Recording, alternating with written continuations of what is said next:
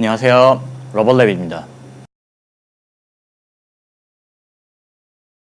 지난 시간에 네오픽셀에 대해서 다양한 이야기를 했었어요. 자, 근데 여러분들이 이 네오픽셀이라는 걸 찾아보시면 WS2812B라는 모델 외에도 뭐 다른 것들이 굉장히 많아요. 그래서 여러분들이 좀 헷갈리실 것 같아서 월드셈이라는 회사에서 나오는 이 네오픽셀 관련된 LED들을 쭉 설명을 해드리도록 할게요. 먼저 WS2812B-B라는 모델이 있어요. 이거는 그냥 똑같은 모델이고요. 겉에 프레임에 검정색으로 되어 있어서 검정색으로 된 보드에 좀 더 어울리도록 그냥 색깔만 바꿔서 나온 모델이고요. 자, 그 다음에 WS2812B 미니라는 모델이 있어요.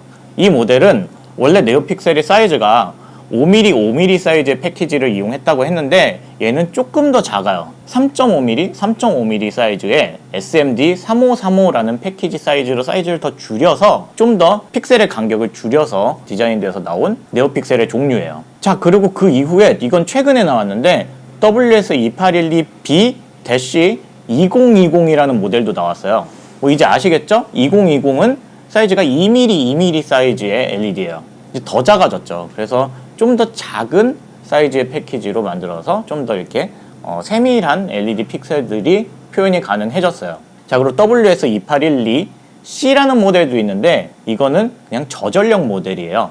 LED의 밝기가 그렇게 밝지 않아도 되는 경우들이 꽤 있거든요. 그럴 때 전기가 적게 필요한 상황에서 쓰는 모델이라고 할 수 있고요. 마찬가지로 저전력 모델 중에 WS2812C-2020은 2mm, 2mm짜리 작은 패키지고요. WS2812D-F5라는 모델은 우리가 주로 많이 사용했던 그냥 실린더 형태의 네오픽셀이에요. 지금까지 설명했던 다른 모델들은 여러분들이 빵판에 꽂아서 쓸 수가 없어서 이런 식으로 스트립으로 완성이 되어서 나오는 거나 아니면은 어떤 모듈 형태로 완성돼서 나온 것들을 사서 사용하셔야 되지만 방금 말씀드린 실린더 타입의 네오픽셀은 그냥 구매하셔서 빵판에 바로 꽂아서 사용하실 수도 있어요. WS2813이라는 모델은 WS2818이라는 컨트롤러가 내장이 되어 있어서 중간에 픽셀이 하나가 고장나더라도 그 다음 픽셀로 신호가 전송이 돼서 다른 LED들은 계속 동작이 가능하게끔 신호를 두 개로 나눠서 전송하는 방식의 네오픽셀이에요.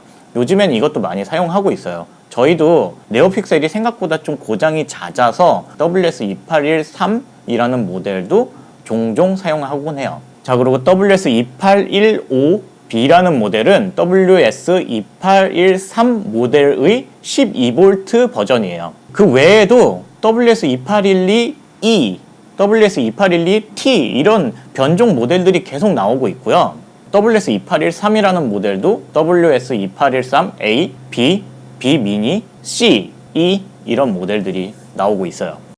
자, 제가 네오픽셀의 종류가 엄청 많다고 했는데 사실 이걸 다 아실 필요는 없거든요. 근데 구매를 하시다 보면 다양한 모델들이 존재하다 보니까 여러분들이 헷갈릴 경우가 있을까봐 이렇게 쭉 모든 모델들을 설명을 드렸고, 지금 월드셈이라는 회사에서 앞으로도 계속 네오픽셀을 발전시키고 뭐 개선하고 있기 때문에 좀 더 좋은 모델들이 나올 거예요. 최근에 웹사이트를 가서 봤더니 앞으로 이 회사에서 네오픽셀을 어떻게 더 개발을 할 것인지에 대한 어떤 뭐 비전 같은 것들을 써놓은 것들을 봤는데 뭐 이런 개선을 한다고 하더라고요. 지금은 네오픽셀이 만들어져 있는 모듈들을 보시면 네오픽셀 옆에 조그만한 부품이 하나 붙어 있어요. 그 부품이 캐패시터라는 부품인데 앞으로는 이 캐패시터도 LED 내장을 시킬 계획을 하고 있다고 하더라고요. 그리고 LED를 연결하다 보면 실수로 이렇게 플러스 마이너스 그라운드랑 5V를 뒤집어서 꽂을 때가 간혹 있죠. 그럴 때 네오픽셀은 고장이 쉽게 나요. 근데 그 고장을 안 나게끔 역방향으로 전기가 들어오는 거를 막아주는 회로를 추가할 계획을 가지고 있다고 하고요. 또 전원 핀, 그러니까 VCC 핀과 데이터 핀이 12V에도 동작할 수 있도록 업그레이드를 할 계획이 있다고 해요. 사실 저는 이 부분이 굉장히 기대가 되고 있어요. 왜냐면 사실 네오픽셀은 아두이노와 첫 번째 픽셀 사이에 데이터선이 길어지면 한 2m, 3m 정도가 되면 신호가 잘 안 가고 끊기는 현상이 발생을 해요. 근데 12V로 데이터 신호를 보낼 수 있게 된다면 좀 더 원거리 통신이 가능해질 것 같아서 좀 제가 개인적으로 기대를 하고 있는 부분이에요. 그리고 3.5V 이하에서도 동작할 수 있게끔 회로 디자인을 다시 한다고도 하고요. 색과 밝기를 안정화시키는 작업도 하고 있고, 아까 12V로 데이터 신호를 보낼 수 있게 업그레이드를 한다고 했는데, 심지어 2.8V 이하의 데이터 신호도 인식할 수 있게끔 지금 개선을 하고 있는 중이라고 합니다. EMI나 EMC의 성능도 개선을 한다고 해요. 그리고 제가 아까 길게 설명드렸는데 모델명이 굉장히 많잖아요. 그것도 사람들이 이해하기 쉽게 정리를 다시 한다고 하더라고요. 그래서 나중에 월드샘이라는 회사에서 이 모델들을 좀 정리하고 좀 새로 개선된 모델들이 나온다면 다른 영상으로 다시 소개를 해드리도록 하겠습니다.